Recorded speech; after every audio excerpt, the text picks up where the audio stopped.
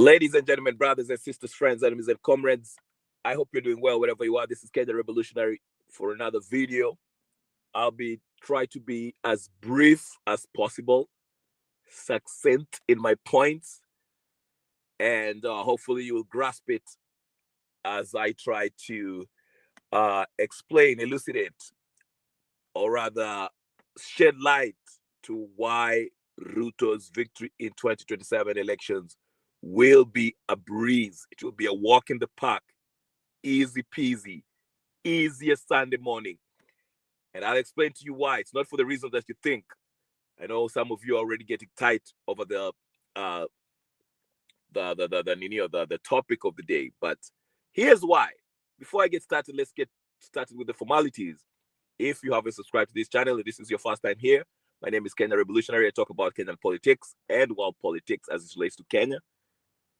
So if you like that kind of content, this is a place for you. Go ahead, subscribe, share, like, comment, and put your notification bell on so every time I come in, you'll always find me here. And for those of you who've already subscribed, the first order of business is what? Hit that like button, share, okay? And remind your friends to subscribe. All right, let's get to it. I know there's a lot of news happening, especially the main topic is Ruto being in the US, meeting with Trump, signing the peace deal between Tshisekedi and the Rwandese president Kagame on the peace deal between the M23 and the Congolese forces. I will touch on that probably later, maybe on another video, but maybe I might talk about it. It just depends. I'm kind of in between things. I'm literally waiting for a phone call. So if I get a phone call and I can't talk, I'll just stop this live stream abruptly. But anyway, let me explain to you what is happening. Now, for this particular video, I want to say that everything that I say here is for entertainment purposes. It's conjecture on my part. It's my analysis, and it's not something that I would say I have proof of what I'm saying. So I just want to put that disclaimer out because we are going to get to the spiritual aspect of what's going on. Okay? So I have to be very, very careful with what I say. But anyway, let's get to it, ladies and gentlemen. Now, there's one thing I want to start with this statement. You remember Raila Odinga, right? Majority of you know who Raila Odinga is. Of course, if you're in Kenya, you know who Raila Odinga, the Enigma, Gwambo Terengenye, Tibim, Tabam, whatever the case is, the Ayatollah of Opoda. Now deceased, okay? He's moved on to the next realm of reality.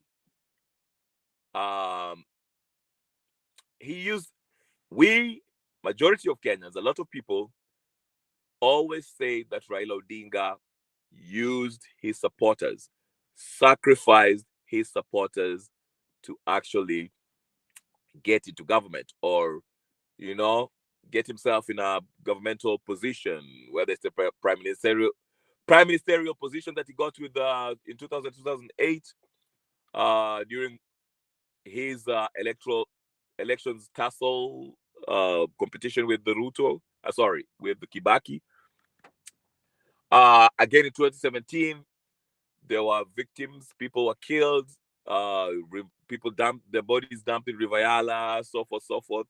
The Mungiki who were dressed as police who were sent to Kisumu to kill people. We know about that. Baby Pendo, Baby Mora, we know all about that. And after all that happened, Raila Odinga ended up becoming, joining the government, the handshake. Okay, it is rumored that he was paid. I don't have evidence that he was paid, but it is said.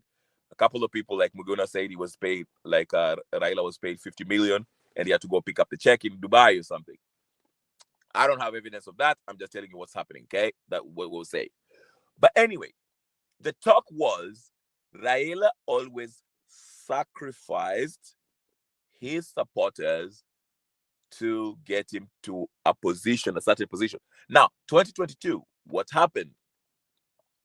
We saw what happened. In my previous video, I explained to you guys why I strongly believe that the Gen Z movement that happened in 2024, June 25th, Occupy State House, was nothing but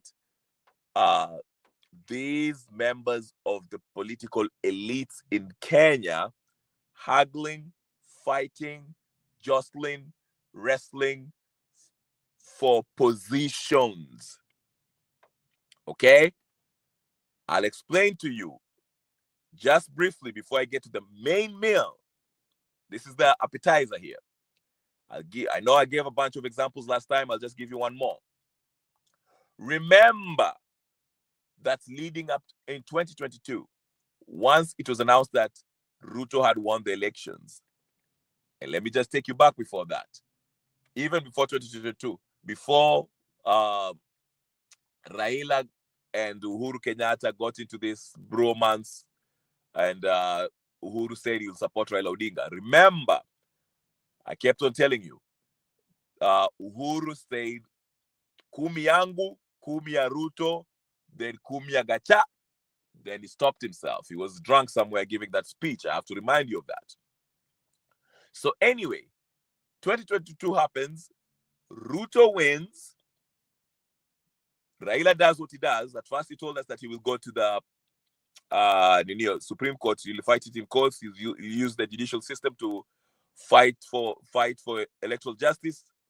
But again, the Supreme Court upheld the decision by the IBC, claiming that Ruto had won.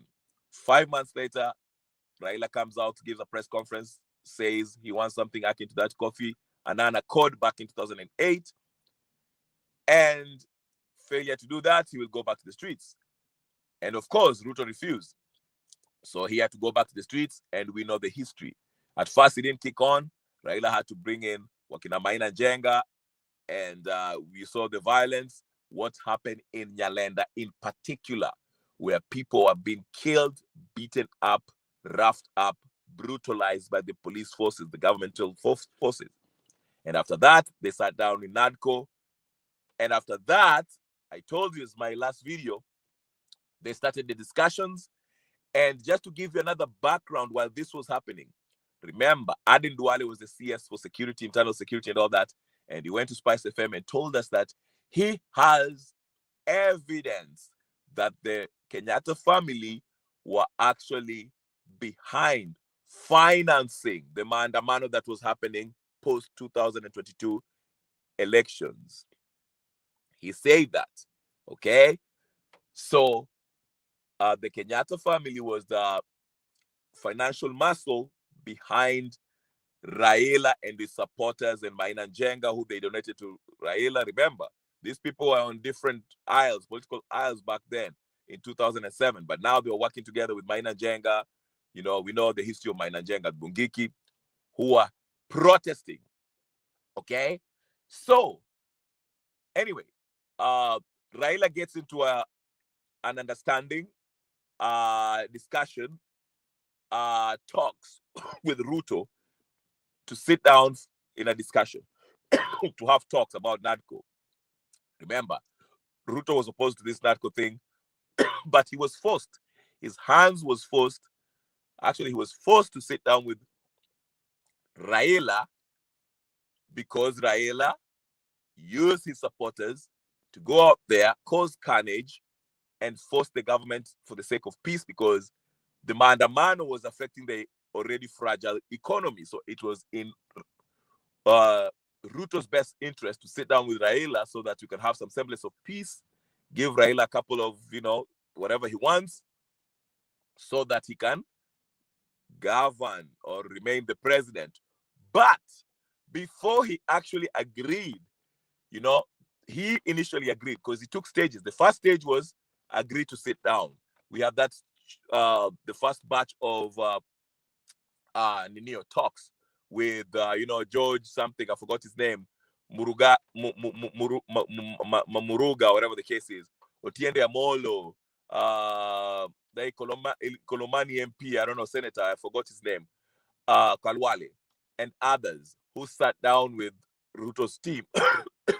Okay, then that one failed. When that talks failed, the second round of discussions were held with Aaron Cheriot on there one side, and the others. What's his name? What's his name? I forgot. The Kikuyu MP that I forgot his name. But anyway, Kalonzo Musyoka also was part of the discussions, okay? But even that, during those discussions, there's a point where they got into there was impasse, okay?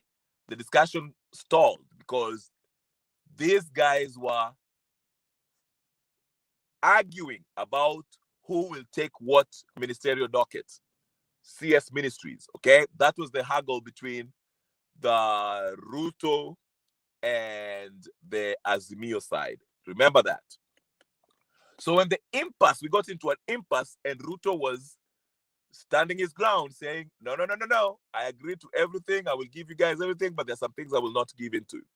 So what the Azimio people did, since they had agreed to enter into this discussion and enter into these discussions, and one of the conditions that they already signed on was that they were going to stop the national protest. So what they did in a sleek way, they did not want to go back to the streets as the Azimio people protesting against the elections, because they are already tied into this discussion. So what they did was to mobilize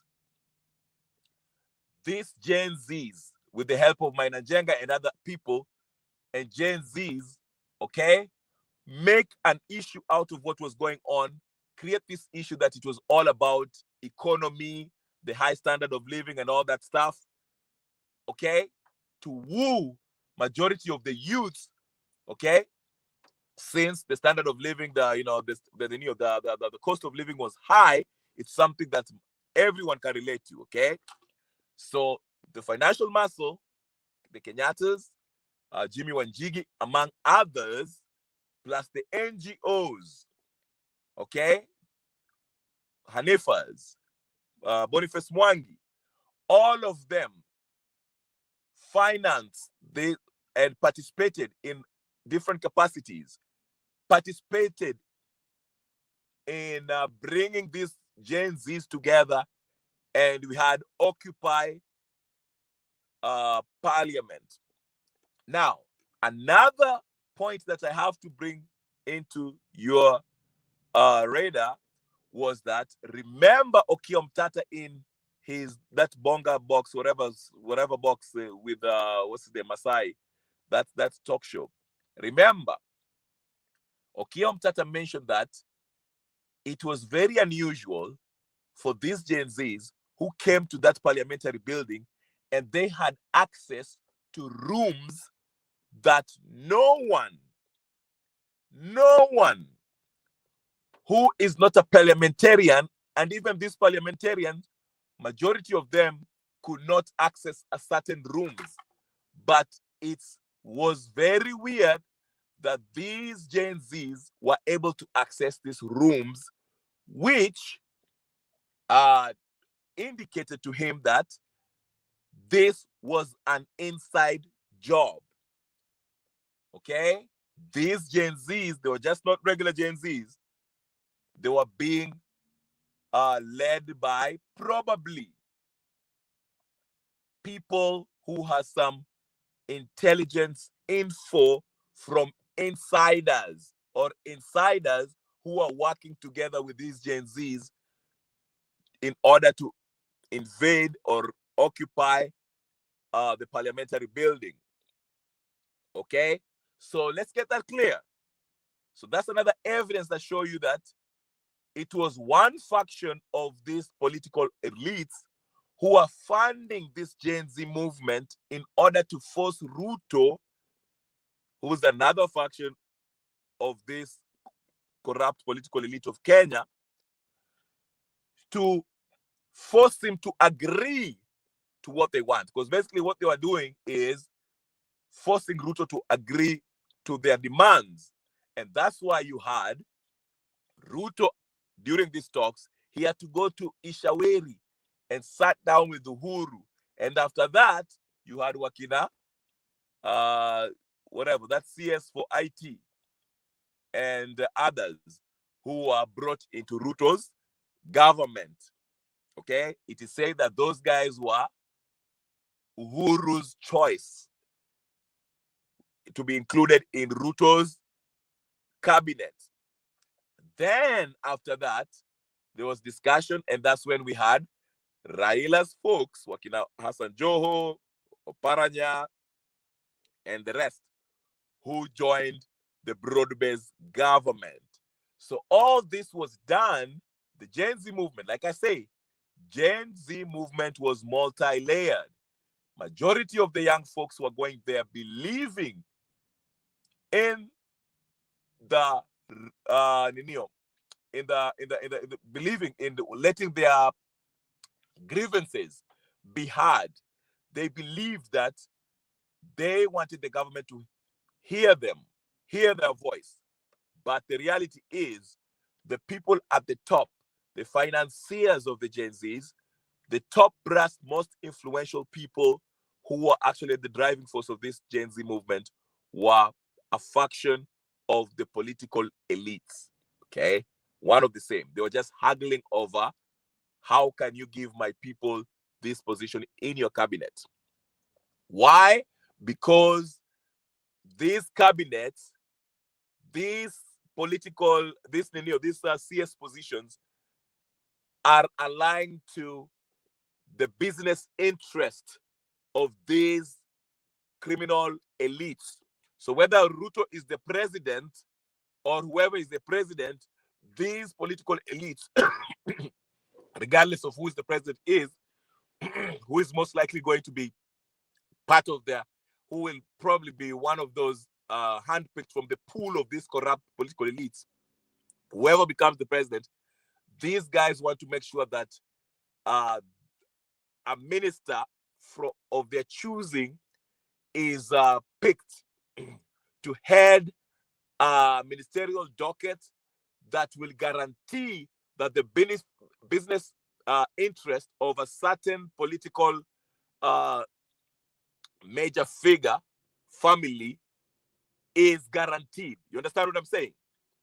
So, for example, if I was part of the political elites, corrupt elites of Kenya, and I am heavily invested in the mining business, okay, I will support the Gen Z movement, okay, and tell Ruto, listen, you have to put my guy as the CS of, minerals and all that stuff, the position that Hassan Joho is holding, because I want to make sure that my guy is the minister of that docket. That way, my business interest is guaranteed. Nobody's going to mess with my business. You understand what I'm saying? So this is what it was all about. But to the majority of the public, to the majority of the youth, they went up to the streets believing that they were letting their grievances known to the political class, and we were celebrating. And you know what happened? Majority of them were the influencers, the main figures were actually compromised.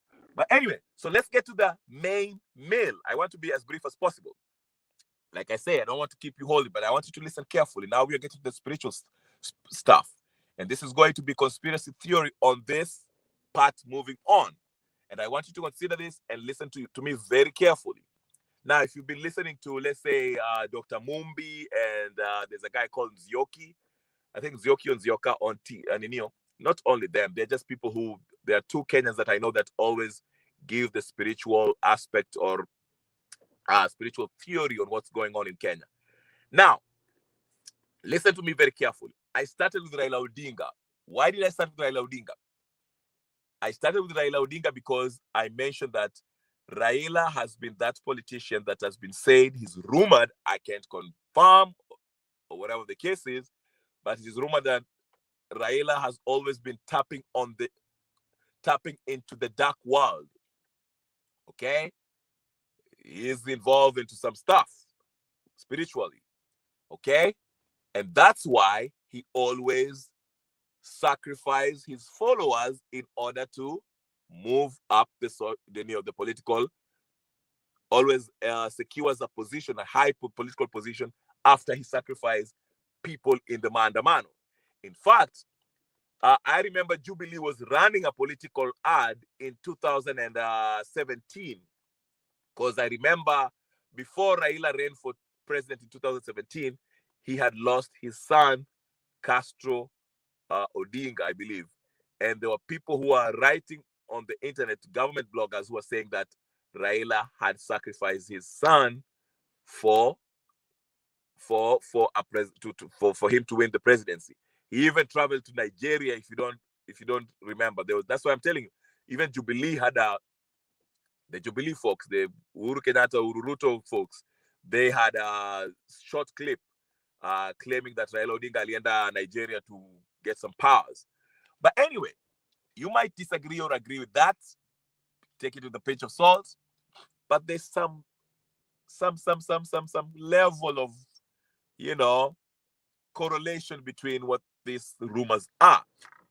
Now, I'll tell you this. We all know, remember Esther Arunga? I think that's her name. Back in the day when she was being a young lady who was being interviewed by Jeff Koinange, who claimed that majority of Kenyan politicians are actually involved in the occult, devil worshippers. Okay? I highlighted to you Caswell when he was in Jeff Koinange, the hand gesture, the Freemason hand gesture that he was giving before when he was being interviewed. He was sitting among the panelists, the young panelists that was sitting there. And if you remember that interview, Caswell was getting more airtime than anybody else. And you ask yourself, how did Caswell actually come up and all of a sudden he's been in all news, But anyway, park that for a side. So here's what's happening, ladies and gentlemen. I'm going back. I'm connecting this with the Ruto's victory in 2027 election, how it will be easy, and here's why. Now, I told you guys before that Ruto has everything in place. The elections of 2027 has already been rigged. He has the people in place. Now you can see the news articles that are coming out revealing that even the IBC were not even in charge of those elections that were happening, Better North and all that places that you saw Ruto won. Okay? And now everybody, surprise, surprise. Oh my goodness, the election were rigged. I've been telling you this. The elections are rigged. We are not going to have an elections. One thing that is guaranteed is that there will be commotion. There'll be protest, and most likely there'll be violence after the next elections in 2027. And let me be very clear. That is what Ruto is actually preparing for. Ruto is working together with Gachagua to manipulate and actualize the scenario that will happen after the elections results are announced in 2027. Ruto is not worried about 2027. It's in the bag. He has everything in place, from the machines, from the personnel, IBC personnel, and the police forces that is going to put forth in different hotly contested seats or hotly contested areas that he feels that he's not guaranteed to win. He already has a plan of how he was guaranteed the win there. So that is what he's working on right now. Okay, that's why I say the by-elections that happened was stress test of 2027. Now, for those of you who are saying, I hear a lot of people coming out and say, Ruto ukijaribu, we are not Tanzania, tutachoma hii Kenya. Remember those people who are coming out and saying that? They're playing into Ruto's hand. And let me paint a picture of what is going to happen. Listen to me very carefully, ladies and gentlemen, because this is it right now. Listen to me. In order for these people who are in the occult, go listen to anybody who's involved in occult, who have confessed and come out of the occult. They'll tell you these people are promoted. They receive promotions after they give a blood sacrifice. I will repeat, the people who are involved in occults, they get promoted after they give a blood sacrifice. We hear about it in the music industry, different confessions. You see that all these musicians, whatever, majority of these musicians, before they usually go and sell millions or their stature, they move from a regular musician to a superstar. You always see that maybe a relative or a distant relative or close relative always dies before that happens. Okay? Now, that's why I came up back to that Raila Odinga at the beginning. Every time Raila went up as far as his political stature, winning a huge political position, it was always preceded with bloodshed. Before he became a prime minister, what happened? Vita. People killed each other. Okay? Before Ruto became president and vice president or deputy president, what happened? Vita. They had to bloodshed. Now, you might be asking, even before handshake, blood base. That's why they're calling it blood base. For those of people who are making fun of this broad base, they're calling it blood base. Why do they call it blood base? Because before they agreed upon this MOU between UD and ODM or whatever the case is, there was bloodshed in in Nyalenda, in Kisumu. Raila, so to say, allegedly sacrificed, again, his people. Okay? Now, you guys are asking yourselves, okay, what will happen? There's no Raila Odinga this time. We are heading 2027. Do you think there'll be a bloodshed in 2027? Absolutely. Listen how they're preparing you. And let me tell you something. Let me tell you the person who will be sacrificing his own people to help Ruto win 2027 election. And after Ruto wins the 2027 elections, his stature, political stature, or stature, for those of you who say that, will rise. His political stock will rise bigger than he is right now. And that one person is Gachagua. Let me tell you how. Gachagua is setting up the people of Mulima for a sacrifice. I will repeat again. I know you're not listening.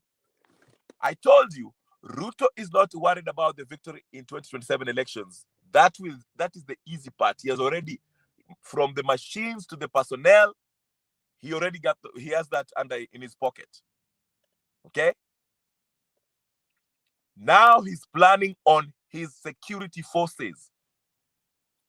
Because he knows once the elections is announced, the IBC has announced that he has won in 2027, and majority of the country will know that he has rigged himself in 2027. There shall be chaos.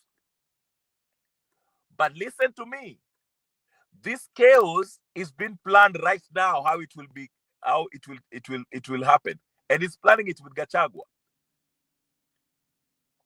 And this chaos is going to happen in Mount Kenya. That is where the hotspot, majority of the chaos will happen. I'll show you how.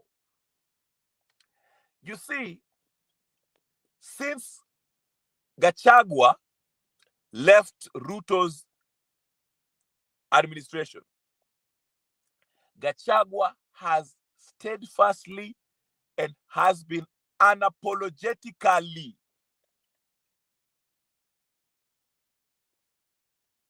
very parochial in his approach to the Kenyan politics.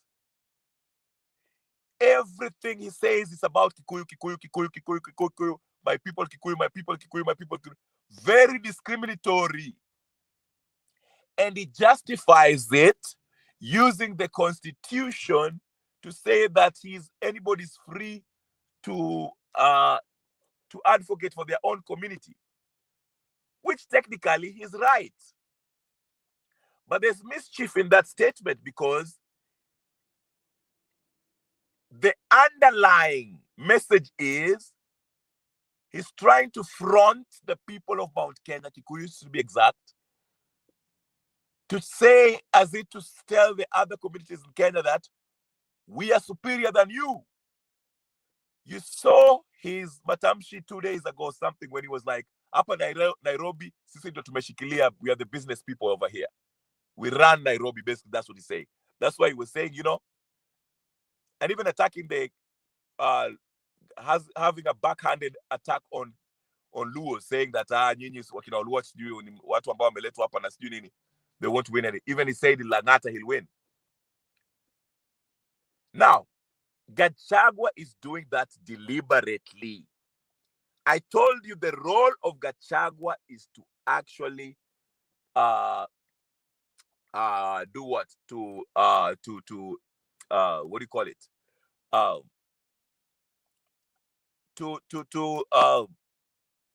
Anataka afanye watu wachukie wa Kikuyu, because those are the targeted people to be sacrificed in 2027.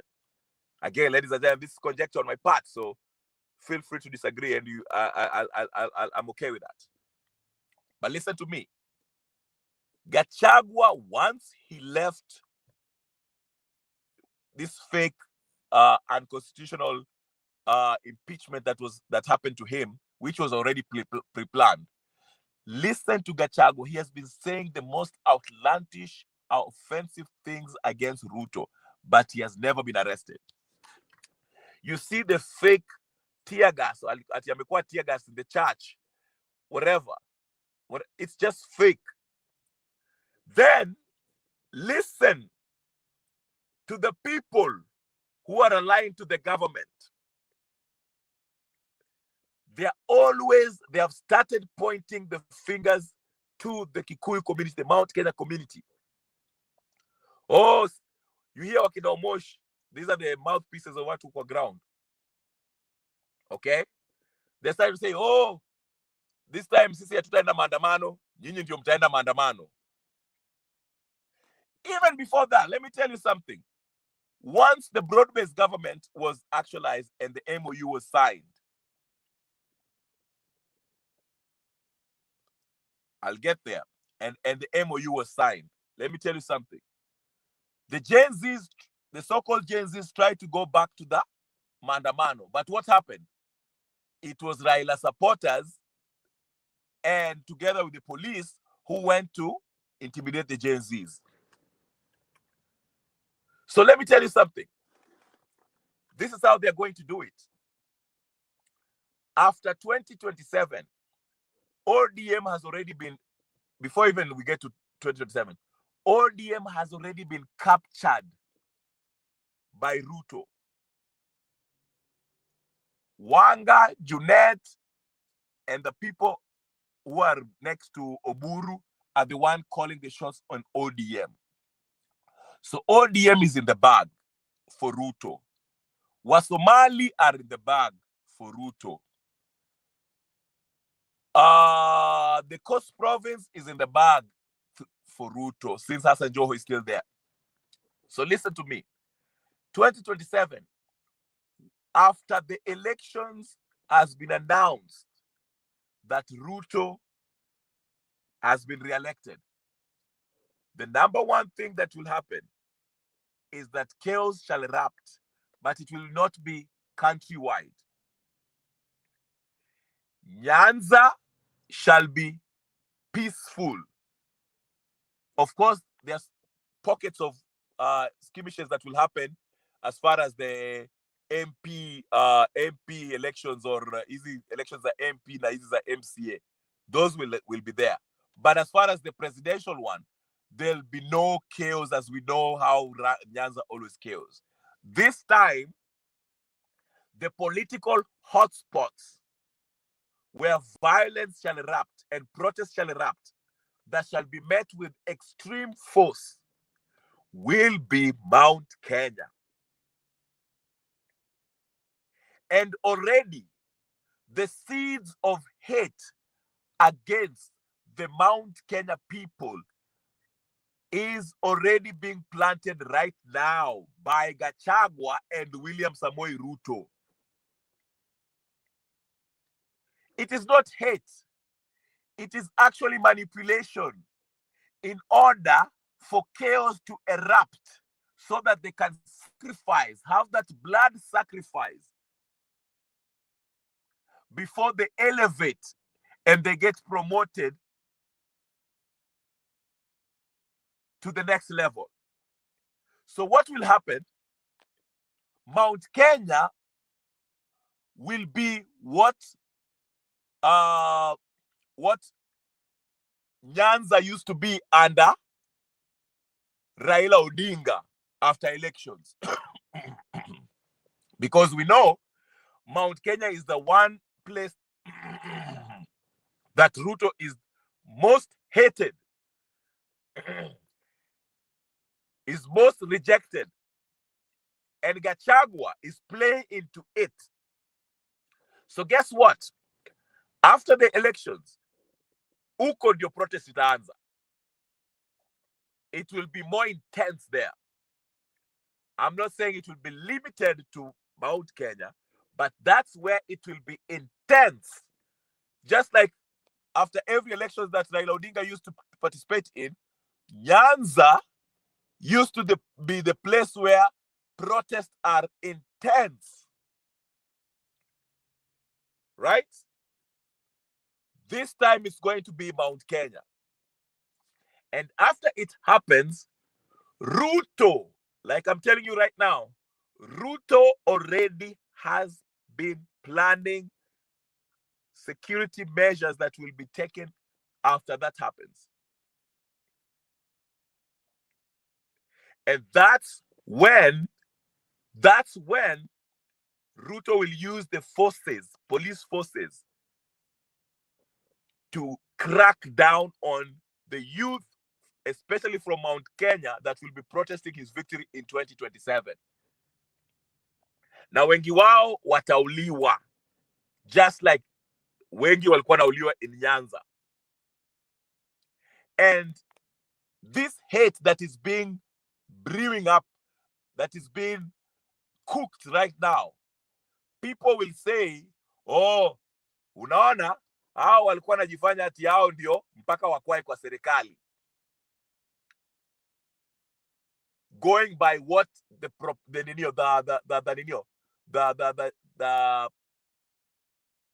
inflammatory statements that Gachagua is has been perpetuating. That we are the business people, we're the successful people, the economy of Kenya cannot go on without us. That is putting the Mount Kenya community in danger. Because once they start protesting against Ruto's rigged election, Ruto shall use that and say, unaona, ni wale watu ambao hawataki other communities to lead. They think that they are better.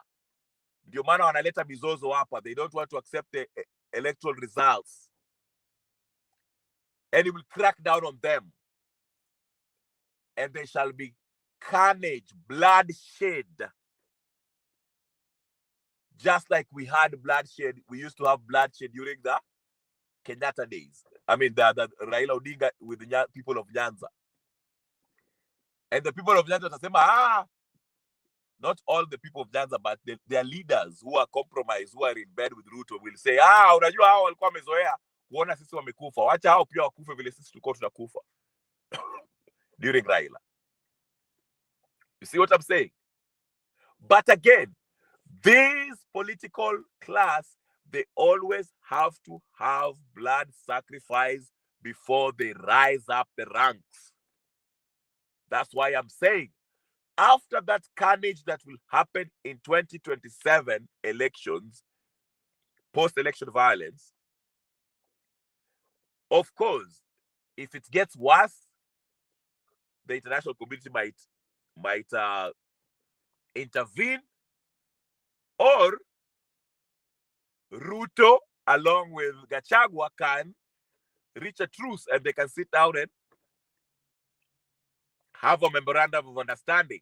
But the fact is, Ruto shall remain as the head of the state. All the other positions will be worked out and discussed. You understand?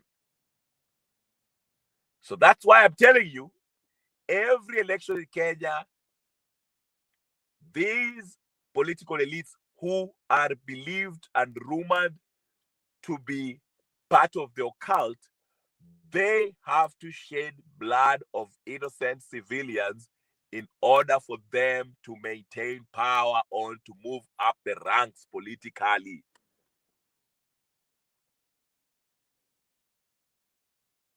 That is what is happening. Now, Alicia is telling me, you need to educate the mass real issues, the machine causing the pain we experience, and you have good platform politicians, just distraction. Thank you. I'm trying to educate you. When I'm trying to bring light to what is going to happen. Okay? Before we talk about revolution, we have to understand the kind of games these corrupt political elites are playing. That's why I'm mentioning what I'm mentioning. We need content like Candace and David Icke are teaching. These politics are part of the games to divide and rule while the machine puts its agenda. Absolutely. Yep. So that is what is happening. That is what is happening. Okay? That's why I'm saying the sacrifice this time shall be the people of Mount Kenya. They are being prepared to be sacrificed by their leaders like Gachagua. Their leaders don't care about them. The people of Mount Kenya are hardworking and patriotic, just like any other Kenyan. Just like the people of Nyanza, just the people of Coast, people of Northeast. The problem is the leaders who claim to be speaking for them are setting them up through manipulation and propaganda and politics of division.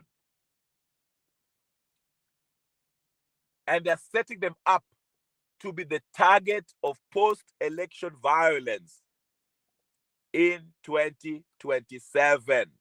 That's why you see Gachagua is very tribalistic in his speeches.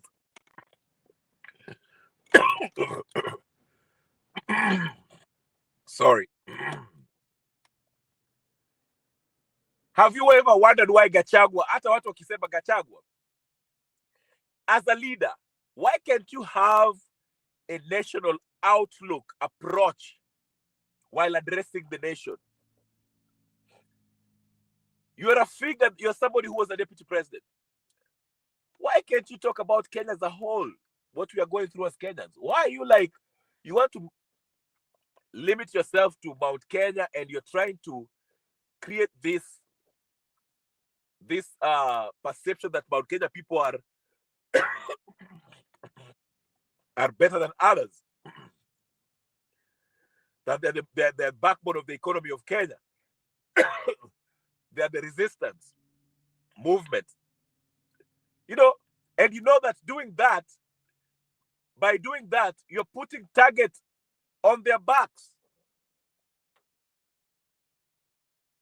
He's doing so because he knows in 2027 they've planned for post-election violence. Because trust me, the rigging like the one that's happened in Bere, wananchi wa Bere will not go for it. They will rise up and protest against that. And when they rise up and protest against that, the government shall take that opportunity to do what? To crack down on them and shed blood, just like they did in Jalenda, just like they did in Rivayala, just like they did in Kodele and other places. This is the game that they play. And as like I mentioned, going by what Esther Arunga and others have Ninio, these politicians are in the occult, are in the business of sacrifice innocent Kenyans in order to move up the social political ladder or political ladder, win political positions. Anyway, guys, I'll keep it very brief. Election ritual, excuse me. I should say election ritual isn't the solution because basically that's the regime change. We need system overhaul, which is revolution. These politicians are just puppets for the machine, which always use and dump them. Absolutely, you are very correct. You're very correct, Elisha. But anyway, my cough is getting worse. So I'll stop here.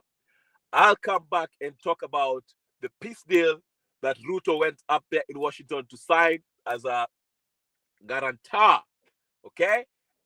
And apparently, Uhuru Muigai Kenyatta was also present. I'll tell you why he was also present. And also what that means for Kagame. Kagame was not happy with the peace deal. He showed it. Kagame was not happy. So I don't know. Will Kagame face the East to get himself out of the deal? Because personally, I don't believe this peace deal will hold, because Congo is the richest country as far as natural resources are concerned. And already as we speak, there are different nationalities in Congo extracting minerals there. Chinese are there, Russians are there. Americans now are trying to formalize this so that they can legally extract minerals from there. That's why we had this thing. And another point to note about this, what happened in Washington, D.C. There's one Eastern African country that was conspicuously absent, which is Tanzania. And even the United States mentioned that they shall review their relationship with Tanzania, given the fact that what's going on in with elections. But that's not the real reason. I told you, Tanzania will be on U.S. bad side, black book, as long as they maintain what Suluhu started last June, which was to ban the use of the US dollar in Tanzania. Don't be fooled by this Wakina Mado, Larry Mado, CNN, and all this atrocities. This Suluhu is killing people. That's just red herring. The real struggle in Tanzania is because Tanzania has banned the use of US. That's why Suluhu defiantly made us in a speech 2 days ago saying, we are not going to sit like little kids being lectured by these Western powers of how we should operate. We are a sovereign nation. You understand? I'll tell you the geopolitical implications of this peace treaty between Rwanda and Congo. Hey! And what does that mean with Kenya? Ruto went there and signed some funny document that gives up our sovereignty to the United States. Should I read it for you, ladies and gentlemen, brothers and sisters, friends and comrades? Oh, it's getting really, really, really, really spooky out here. Okay? It's getting really spooky. Listen to me. Listen to me. Excuse me. This is the bullcrap that Aden Duale posted. He said, for Kenya, strengthened national sovereignty, integrated digital and surveillance system, stronger workforce, faster emergency response, improved laboratories and supply chains, enhanced diplomatic and economic ties for citizens, better access to essential medicines, improved service delivery at public hospitals, stronger protection from epidemics, long-term sustainability, and essential health services. A healthier nation built on strong partnership. So, this nimwit called Aden Duale is supporting this agreement. What is the agreement? Let me read it for you. Excuse me. Listen to me. After having cut most of nearly all of the medical aid that the United States used to provide to Africa, Trump now announces that he will allocate $1.6 billion, which is 200 billion Kenyan shillings, to support Kenya's healthcare system over the next 5 years. Of course, this decision is not driven by love for the Kenyan people or concern for their health. It comes within a broader set of strategic calculations, which became evident today during the presence of Kenyan President William Samoei Ruto in Washington for the so-called peace agreement between the Democratic Republic of Congo and Rwanda, represented by the M23 militia. Ruto was appointed as a high-level African guarantor for the next phase of the agreement, not because Washington sought a neutral guarantor, but because it wanted a compliant ally, which is Ruto, a loyal servant who has consistently carried out U.S. directives, most recently in Haiti, proved ideal for enforcing a fragile peace that gives the agreement regional cover and the appearance of legitimacy. This peace was essentially designed to protect the economic and military interests of international and regional powers of Congo. Foremost among them, control over the vital mineral supply chains that the world's major powers compete over. It is worth noting that this medical aid is not merely a reward for Ruto's role in Congo. It comes with an even more alarming condition. The agreement grants Washington the right to access Kenyans' health data and collect medical samples from the population for the next 25 years.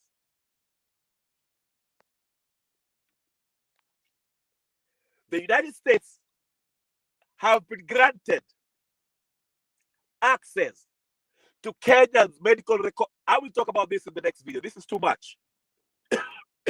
Excuse me. This is too much. This is a whole discussion. I can't finish this now right now. Because right now I was just talking about victory in 2027 elections, how it would be easy for Ruto and why. And which people are going to be sacrificed, are going to be the blood sacrifice that would elevate Gachagua politically and Ruto maintain his victory in 2027. Gachagua is part of the NSA script. He wants to be the new Raila after the CIA ritual death of Raila. He was impeached, but his business is thriving. Absolutely.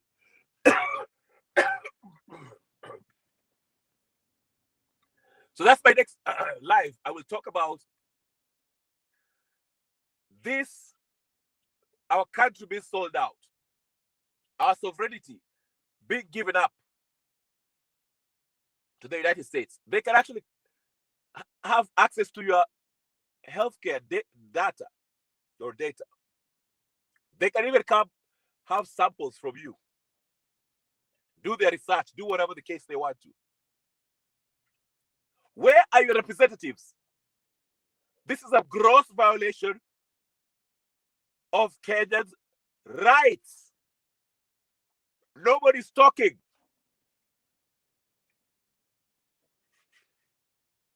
Do you see now why I say we need a revolution? I will talk about this and the geopolitical implications of this peace deal that has Kenya right in the center of all this hot mess we call the agreement between Kagame and Chikedi.